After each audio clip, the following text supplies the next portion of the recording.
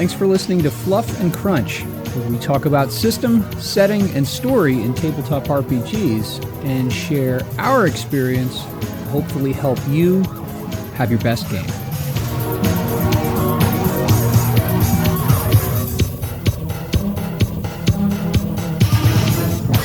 Hello, James. How are you doing today? I'm doing great. How are you, Jeremy? I am pretty well. My wretched head cold is still hanging on. My con crud from the dirty, rotten, filthy nerds that got me sick like 3.5 weeks ago, but it is fading, so that's a good thing.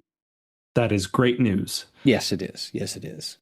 So okay, we can get directly into this. We can get directly into your run, or at least your beginning of Traveller's Safari World. Now, if you're listening and this whole Traveller thing that James is doing is unfamiliar to you, go back and look at some previous episodes where we talked about his first full adventure, High and Dry, and also just his getting into Traveller in general. So this is, let me make sure I'm correct on this so everyone else can know it as well. This is your second full adventure that you have started for this group of travelers in Mongoose Traveller 2nd edition, correct? Yes, it is. This is the second adventure I've done with this group. I'm also running another solo campaign of Traveller that I've done with another. It's actually a member of this party. He wanted to do more Traveller, so I'm doing that with him. But this is with the big group of people that I'm playing with, the second adventure that we're running. Okay. And you ran High and Dry. And for those of you that maybe aren't familiar, maybe you're familiar with Traveller, but maybe not where High and Dry is based. High and Dry is set in District 268, which is in the Spinward Marches. So and District 268 is like a frontier subsector that's only partially Third Imperium and a lot of unaligned worlds. So it's a great place for kind of edge of civilization sorts of play. So first off, what is Safari World about? What's the back of the book description? What's the hook? What is it just as an adventure, regardless of how much of you've run of it so far? Yeah, so the hook of the adventure is the party of travelers is hired by an eccentric business owner to go hunt a species of animal, trapper they call it, that no one has ever seen before. So the goal is to take this very wealthy individual to a backwater planet, find this species no one has ever seen, capture it, kill it, however they want to go about doing that, and then help him get it off world. And he is, because I've run this as well. I ran this like 2 years ago, a while ago. And so he hires the travelers, he charters the ship, and his whole goal is just to get the thing dead or alive, of maybe a few samples of this thing that he has researched. And you just have to just accept that. Like, okay, he researched this thing no one's ever seen. He's convinced it's there, and he's dangling a bunch of money in front of you. So you go. And he wants to use this thing to gain a bunch of credibility as like a scientist and a discoverer of new life forms. And that has nothing to do with the players. Player characters are just there to provide crew for the ship, security on the ground, and helping the eccentric tech bro, that's how I kind of ran him, in finding this creature. That is exactly how I said it. I actually said, because they're like, what can we use as an example for this guy? And I said, it is literally you are taking Elon Musk to a backwater place and helping him capture an animal because he already has all the money. Now he wants the fame to go with it. Yes. Yeah, that was exactly how I ran it. So how did you, when you eased out of High and Dry, and you had your party of travelers, and they have access to this ship now. They have this scout ship that they've gotten on loan from the scout service that they recovered. How did you bridge between these two stories? Well, luckily, the base story of High and Dry and Safari World run through the same planets for the most part. So I made a little bit of a change. Technically, Safari World should start further away, but the planet actually takes place on a planet that High and Dry covers. So it made it really easy to get them to go back to that planet. But basically what I did is I told them that they damaged the ship from High and Dry more than they expected in rescuing it, which makes total sense based on the events of that story. If you haven't played it, you should go read it and look into that. But they damaged the ship more than they expected, so it's going to take more time to repair. So they need to find something to do to continue to pay their bills while their ship is getting fixed. And this was a really easy thing. One of my players spent most of his time in the corporate science world, which overlapped really well. So Perfect. I pulled that in as a perfect connection of player. Here's a connection that you would have had from your previous years working in this world from your background, and now you're going into this story, and it worked out great. That's perfect. One of the things I love about Traveller is that there are explanations and rationales for things that you don't have to stretch.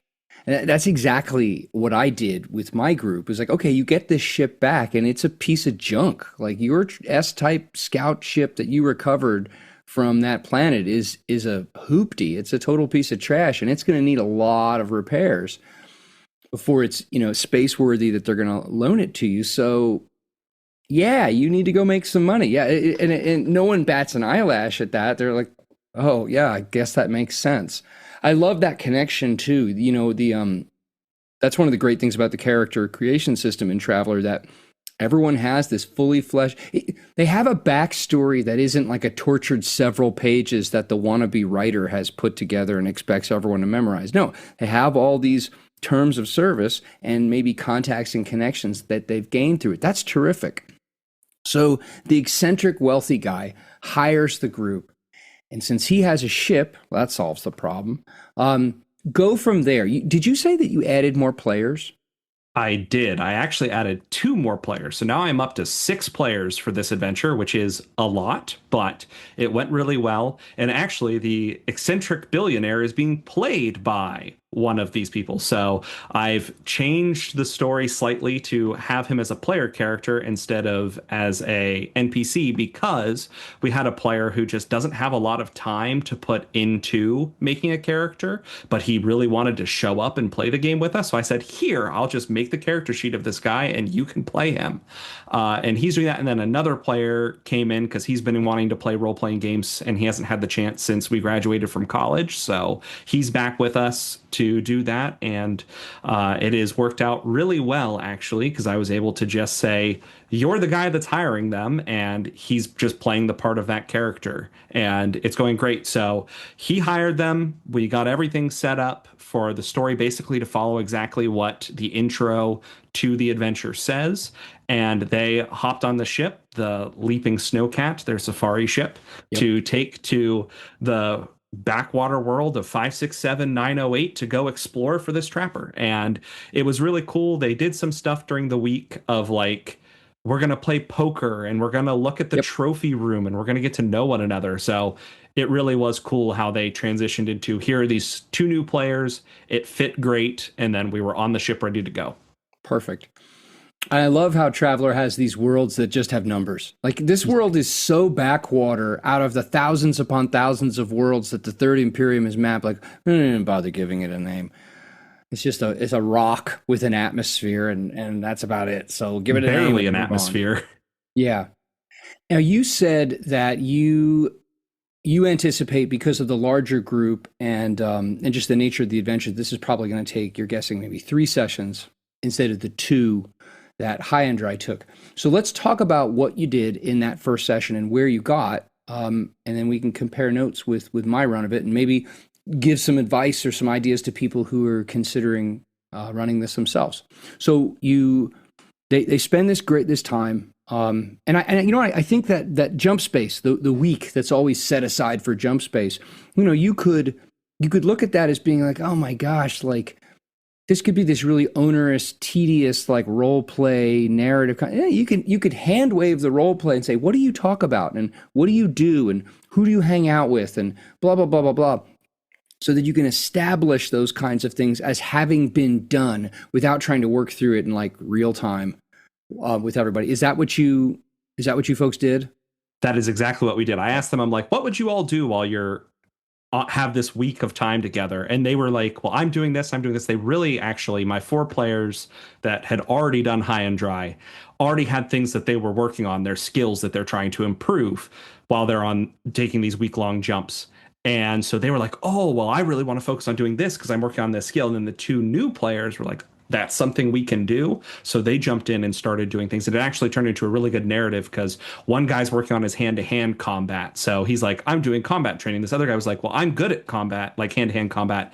I'm going to help him with his training, Perfect. but can he help me with my computers that I'm trying to learn? And it really turned into this narrative where groups of this party are working together to train different skills and learn different things. One of them wanted to work on carousing, so I said he was playing poker with one of the other people. So it just worked out really well that they had that, and it actually was fairly quick. I was surprised at how fast that like. Normally they talked a lot more during High and Dry about this, and this one they were very quick about this information. The two longest parts of this session that were so we had the intro meeting everybody, figuring out why they were getting hired. That was very quick and easy. Then we did a shopping section because the game literally says go shopping for all the hunting for equipment stuff that you need. Yeah, because you need a lot of stuff.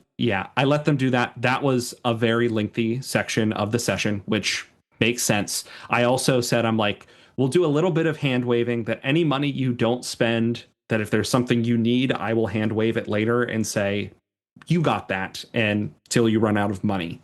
But that took a significant portion. Then they were on the ship, and then we got to the planet, and that was where a lot of time elapsed. I mean, 2 hours. Let me jump in with this. I was just thinking usually for me the shopping trip is like awful. You know, the shopping trip at the magic shop in like D&D is just that's I'll just leave the table at that point. However, given that Traveller does not have, like character special abilities and things like that, the equipment that you have and the cleverness with which you use it, those are things that give you the edge.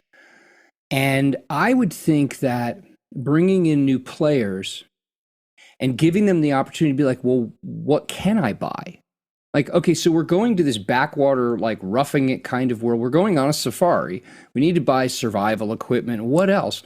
I would actually think that going through the central supply catalog or the equipment section of the core book would actually be useful and informative from a setting and kind of vibe sharing standpoint.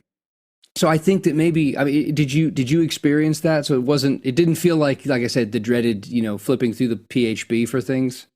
Yes, I had my laptop that I use while playing and then the iPad that I use, and I pulled them both up to the central supply catalog and I set it down with one half the table with one and one half the table with the other, and I said, go through this and find what you want.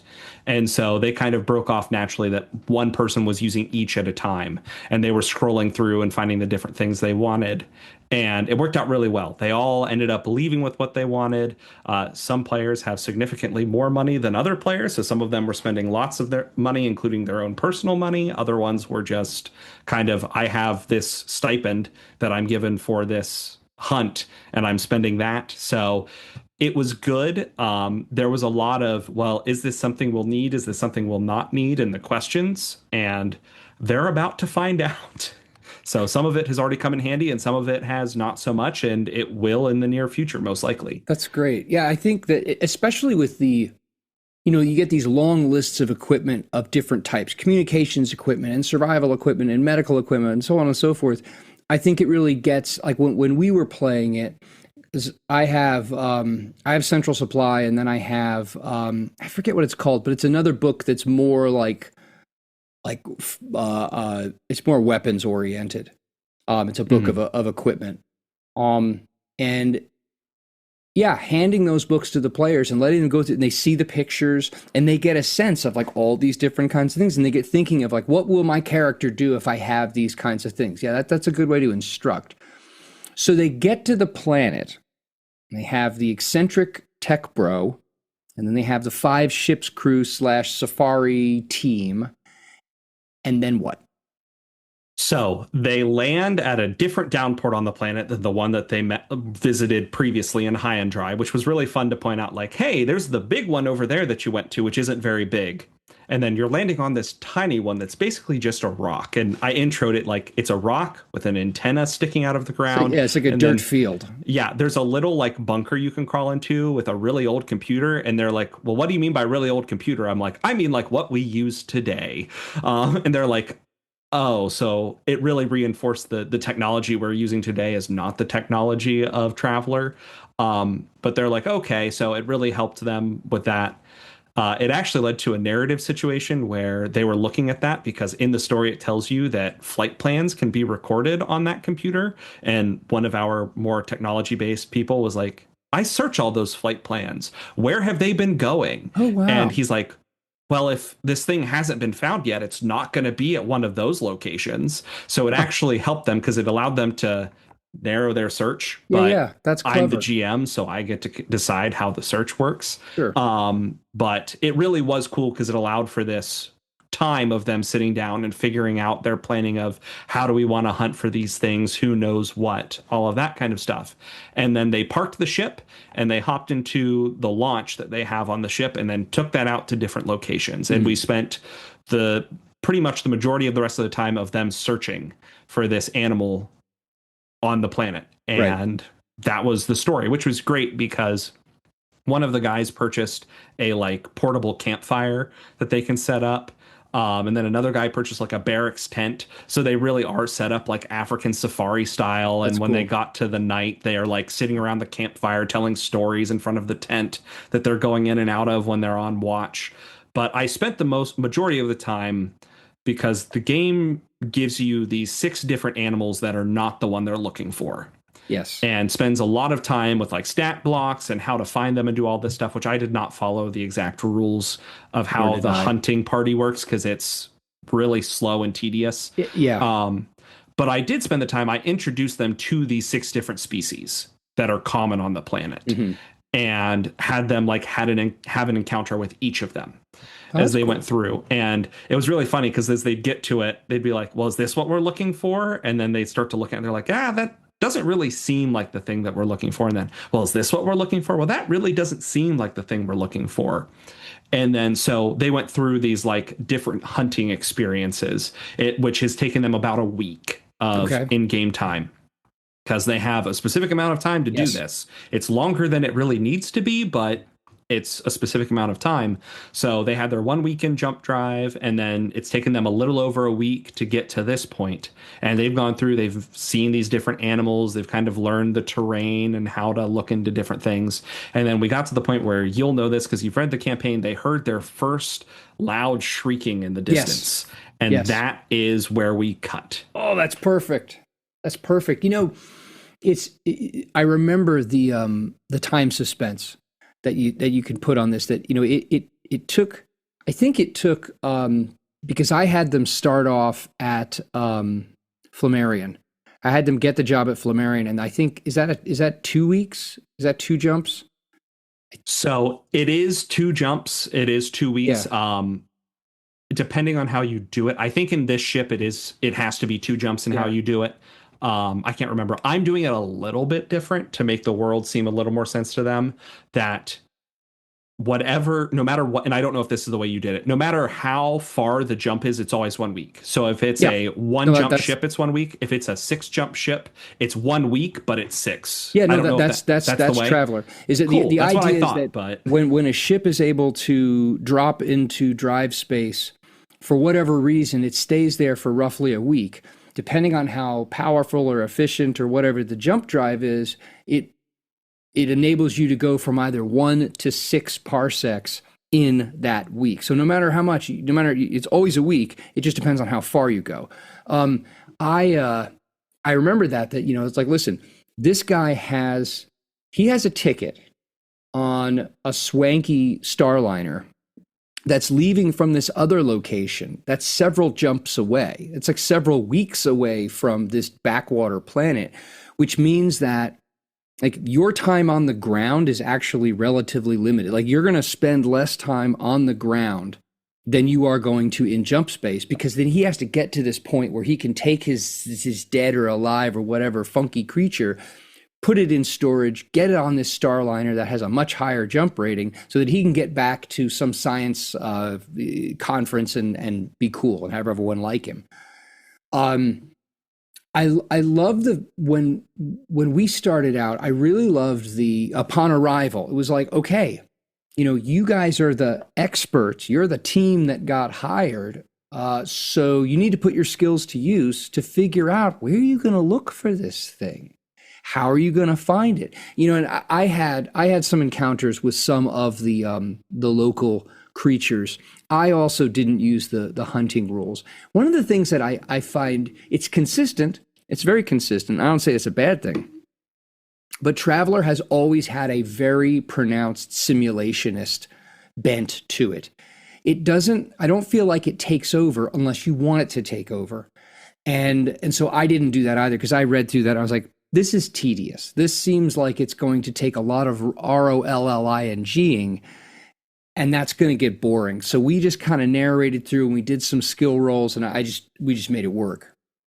Well, and that's what I'm trying really hard because it's a big group, that there is never a nothing happens situation, because it gets really boring and people get disengaged. Right. And then I'm like, well, the last thing I want to happen is to have only 2 people paying attention and then something important happen and then 4 people not hear it. And you have to remind them, and then it kind of kills the story energy that you had. Exactly. Now, the one thing I did run into there that you were mentioning, a lot of my skilled players were like, well, you're in charge, looking at the guy who's running the NPC, and they're like, well, you're in charge, so what do you want? And he's like, I don't know. I hired you. Right. And it's really funny. He's playing it as like eccentric Southern, like, just, what I'm talking about. Okay. Like he uses the characters from Django Unchained as his example of like, that's, if you know that movie, that's his example of what his character is, which is hilariously different from the story, but it's perfect because he's sitting there and he's like, I'm the guy wearing the silk gloves. I don't do this. You point me where I want to go, and then I pull the trigger at the end. Like that's, I hired you to how make it happen. Yeah. So it is really funny to watch them go back and forth from, well, I don't know what I'm doing. I don't know what I'm doing. Ask the guy who's paying for it. And he goes, I don't care. It's you go find the thing. Make it till you make it. So it really is a lot of fun to watch that interaction. And then we have 2 people. So we have one character who very clearly should know more about this than the others. He was one of the new characters. He was a Marine for all of his terms. So his character really should know what he's doing, but he is the type of person that kind of steps into the background of stories. And then we have another one who's just he's very experienced player, but also is very like, personally, I'm going to get involved. I'm going to take charge. And his character probably shouldn't know as much about this type of thing. Gotcha. So it's leading to this very interesting balance of the one being like, well, I know what to do, but my character doesn't. The other one going, well, my character should know what to do, but I don't. So it's a very fun situation of them playing off each other, but it's been great. They've had a great time.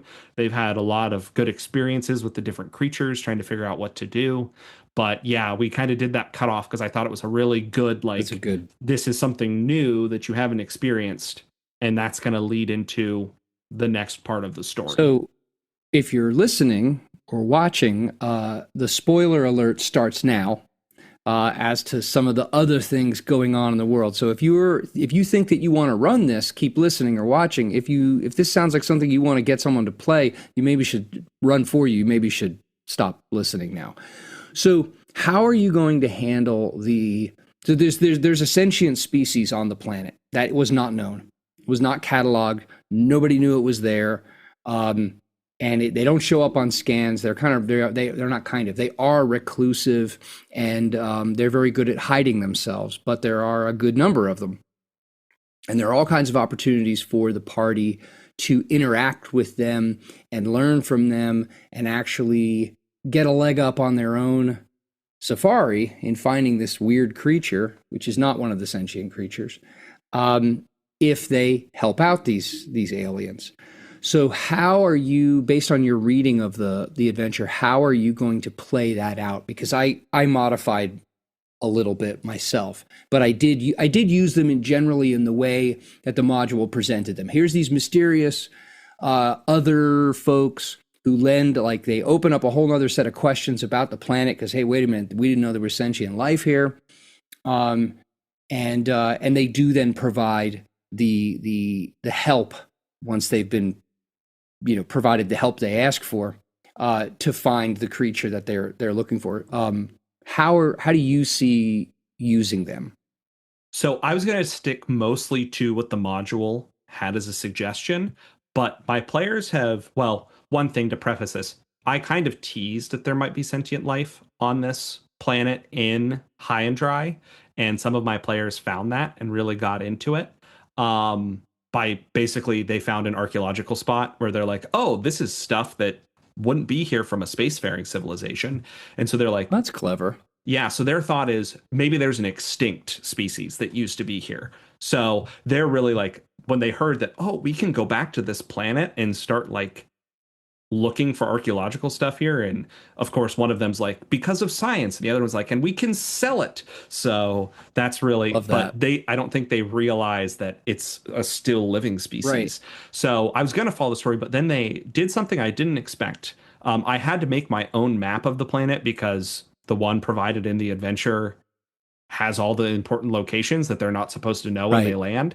So I used one of the official Traveller like planet mapping systems to make this, and they're accidentally going to fly like 10 kilometers from the city of where all of the Shriekers are located. So they've been like teased that there might be something more out there that they haven't seen yet. And their plan is to fly to this location that's really close. So I'm going to have an encounter set up for them where a party that is coming out to see what is going on. What is this thing flying in the sky that's landing really close to our city? And then that's going to be their interaction point. So they're going to have maybe a day or two that they're going to like search for this animal, and then they're going to be kind of met by this search party of the species. And there's going to be this Star Trekian like first contact Yeah. of here's a group of travelers and here's a group of this species that can't communicate yet, and they're going to have to figure that out. That's clever. That's clever. Yeah, and then it gives them that feeling that like they discovered something, which is exciting.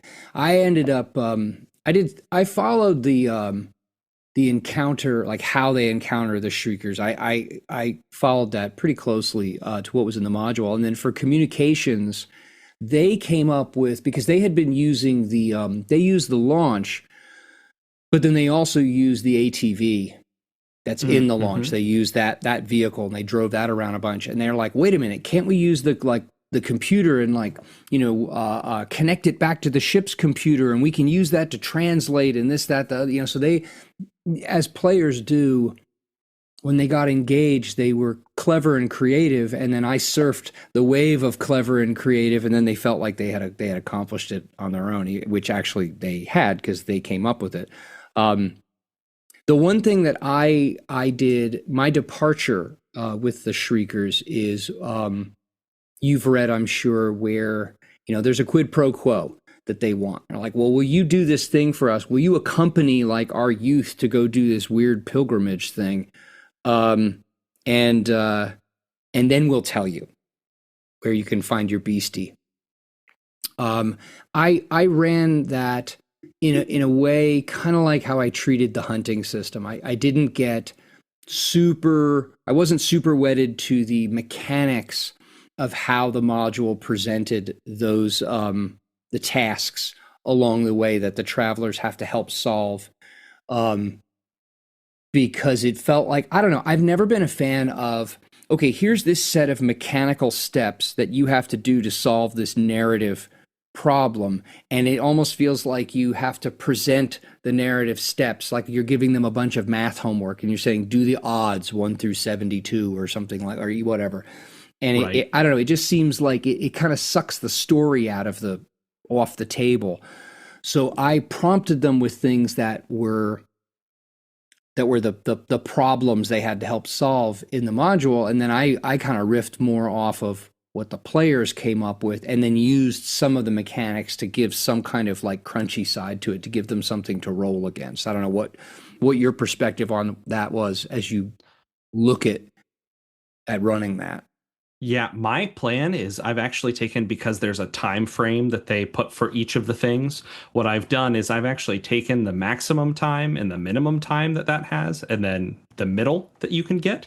And I've decided what I'm going to do is I'm going to tell my players, here's this problem that you have in front of you. Come up with a way to fix it. Because they give like, well, you'll all know that it's either do this or do this. I'm going to say, you all come up with a way to do this. And then based on their answer, and then rolls to go with it, I'm either going to have it take the minimum amount of time, the middle amount of time, or the maximum. That's And clever. basically, what I want to do is use that as a way to push the time crunch. Like, because they're going to meet the Shriekers with more than enough time to get Thingvellir where he needs to go Yeah. to get to his meeting. So by doing this, it's going to really push that time crunch more because okay, like you need to do these steps in order to find the trapper. Well, now you need to actually like then capture or kill the trapper and then take off. This is where the majority of their time is going to be spent. And if they pick the best thing that takes the longest time and they get a really bad roll, they're going to be there for a long time. Well, if that happens all three steps in the story, oh my gosh, we're now down to 2 weeks that we have to do this and get you back, and we're out of time. So that's really how I'm going to use the time pressure. Or if they're doing like a really great job, they figure out the most efficient way to do things, they get really good rolls. It's still going to take time, but they're not going to feel that time crunch as much. It's like, okay, now we have time to do what we need. We can really think about it, get him back on his way, and have everything go really smooth. Yeah. But that's really what I'm going to do is it's either going to become a very relaxing, like we know what we need, we're going to take off from here, or it's going to get really serious really fast, and the six of you are going to have to figure it out. Or even you mean, you could, behind the screen, if like say their first, call it challenge, they handle pretty well and it doesn't take much time. And then, maybe you deliberately make the next one a little harder, or you interpret their roles as having taken longer. So then that puts pressure on them. It puts that feeling, oh my gosh, this isn't a leisurely walk in the park. Like we got to get on with this. Right. And that's where, and I love that there's always that option of like, well, yeah, everything went great, but for some reason the tire fell off of your ATV and now you have to Right. figure out how to fix that before you go. Or guess you're just not using the ATV now. Like that kind of stuff I Yeah. can make happen narratively that they won't know about until it happens. Yeah. I mean, the system it's so simple that, if you have that idea, just run with it. Okay. So then do you have and obviously your players and how they interact with the story and you with them will determine this. But what's your guess for where you think the second session might leave off? My guess is the way that it's been going, it will probably leave off with them getting ready to do those three tasks, Okay. is my guess, because at least three of my players, two of them are new, so I haven't really run them as players yet, but I know three of my players are very inquisitive with things. So I feel like when they do finally, one, it's going to take a while for them to get the conversation with the Shriekers going. Yeah.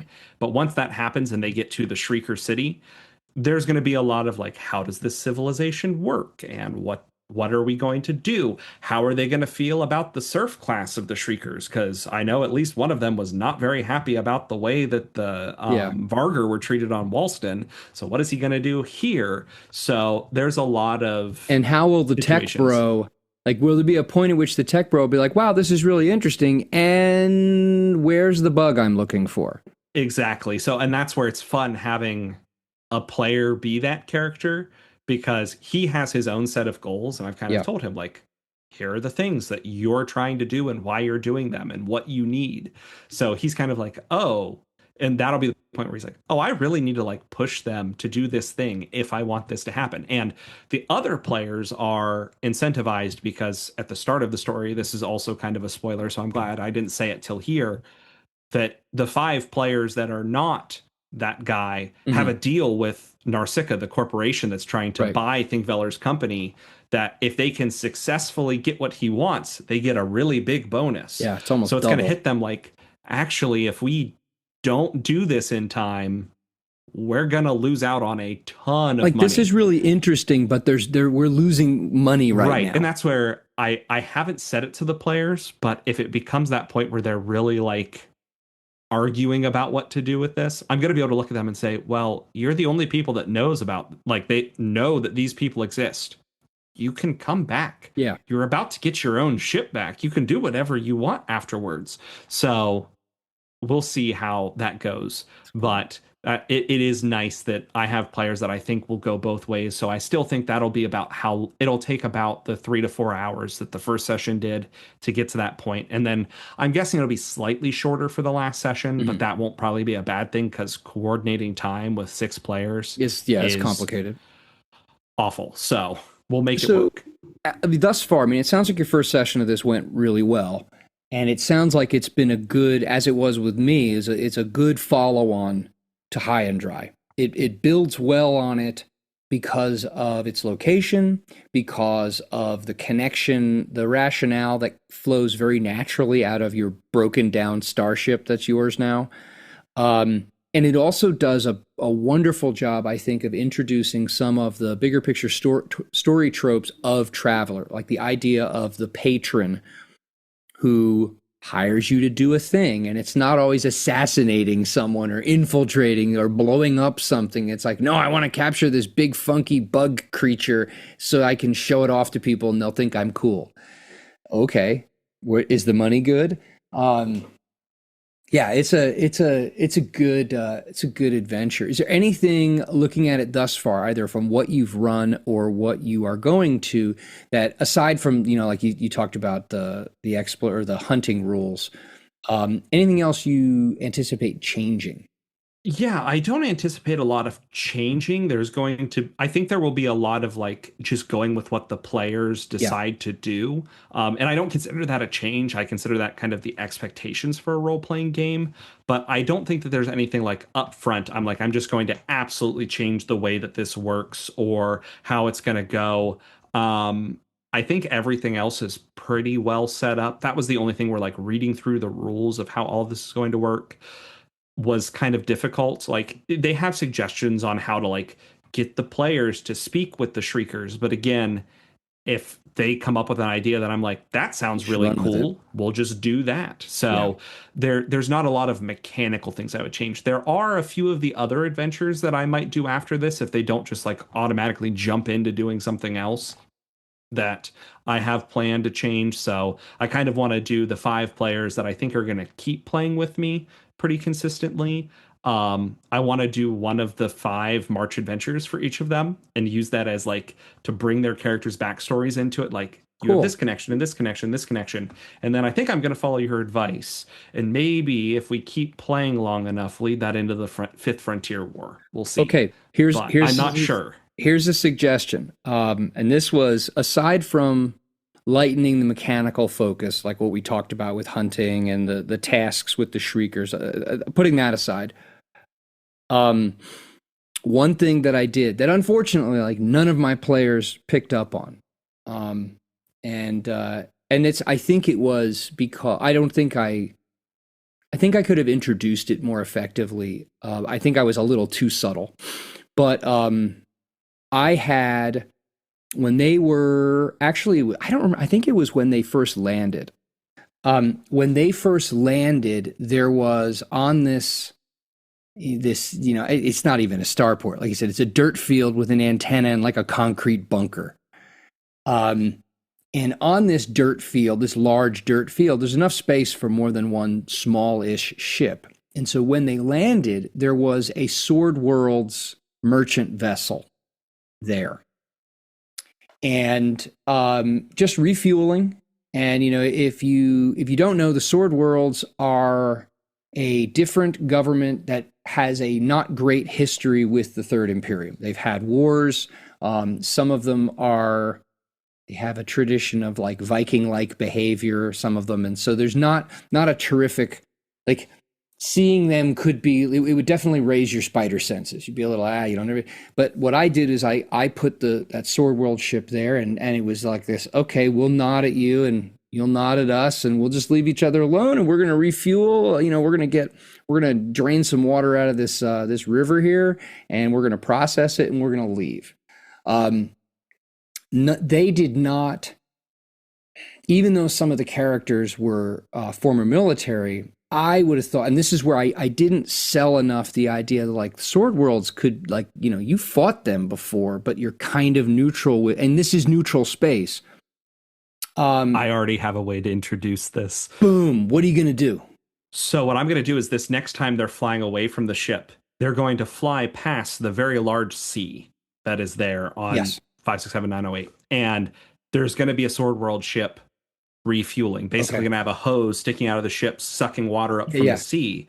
And it's going to take off as they're flying the launch to land. Now, luckily enough, one of my players spent time in the scout service nearby to the Sword Worlds. So he's going to know what's going on. But my Marine fought in some off the books combat with the Sword Worlds. Okay, good. So he knows in recent memory that tensions have been rising between the Sword Worlds Okay. and between the Imperium. So he's definitely going to be, what is this Sword World ship doing here? And technically, this is non-aligned space, so a merchant vessel is just fine. I found I forget what it is, but it is it's a Sword World's like it's like a merchant courier. I forget what it is, but it was like I had already decided like the thing was actually just like a scout ship that was going and doing reconnaissance in advance of the final steps before the invasion. Well, and that's what my plan is, that technically the beacon, that antenna that's sticking up at the downport is supposed to record ships as they come in and out. And what they're going to do before they take off is they're going to have to go underneath and then record that they're leaving from the planet and whatever. There's going to be a little red light flashing on that computer, and they're going to go and they're going to look.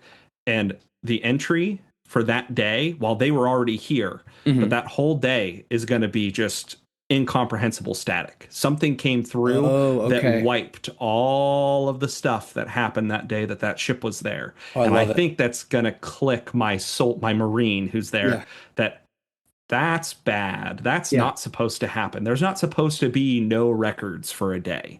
And I am hoping that will tip them off. But also my police officer player that I want him to do, the mission he's going to do is the mission to Mithril is going to be his background. And that's actually going to take them into the Sword Worlds. And that is kind of if it gets to that point, my last mission before the Fifth Frontier kicks off. Right. And then you just need a reason to get them to the station in the next subsector over.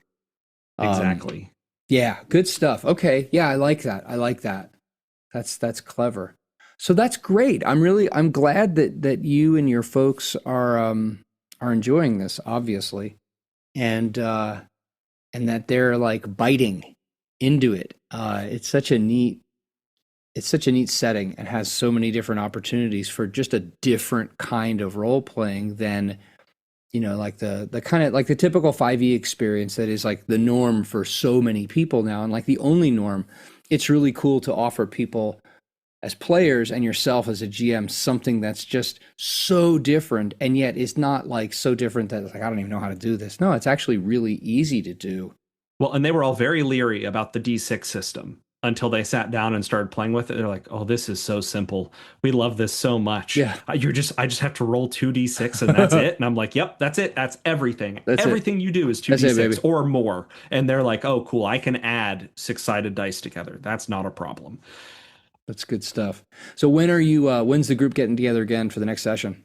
So the plan was the 14th of November, but we will see whether that actually happens or not, because I have already heard from some players that, my plans might have changed. So we'll see. I'm going to send them a text next week and say like, hey, well, and I told them up front, I'm like, if there's a day that preferably 4, but at least 3 players can get together, we'll do the middle section and just say that you are all there. Yeah. Because trying to get 6 people coordinated this close to the holidays, it's so hard. Is crazy. And then what we'll do is I'll just tell the 3 or 4 that are there, you have to take really good notes, because you're going to have to explain to the people that aren't there when we come back at the new year what's going on. Because I guarantee you that if once November gets into swing of things, we won't do anything in December. So it'll be January before we get together to finish the last session of Safari World.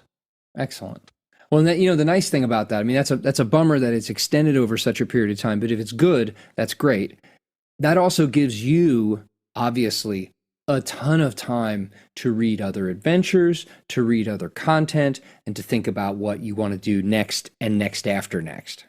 And that's where my goal is like if things keep going the way that it looks like they're going, and I think this is going to happen and people want to keep playing it long enough, I think I'll be buying the Fifth Frontier War and then using that and basically like, I'm just going to plan all of this out. And if we use it, great. If we don't, I have a wonderful thing to do the next time people want to play Traveller and just start from there. There you go.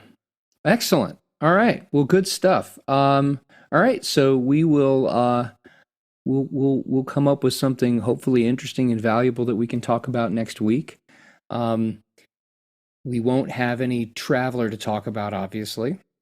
I mean, yeah, I have my solo campaign that I'm doing. I had to cancel tonight or yesterday because I'm working on my final for my master's class that I you got to finished. do that. Responsibility, Yeah, man. it's a lot. That class is a lot. So, but I've done 2 sessions with him since the last time we talked about that. So I have that, or we can talk about anything. We were talking about encounters last time, so I'd be happy to talk about that too. We'll talk offline and we will select a hopefully high interest, high value topic. Sounds good to me. All right. You have a great week. You as well. Thank you, as always, for listening to Fluff and Crunch. You can subscribe to the podcast. You can subscribe to the YouTube channel, all through the links in the show notes.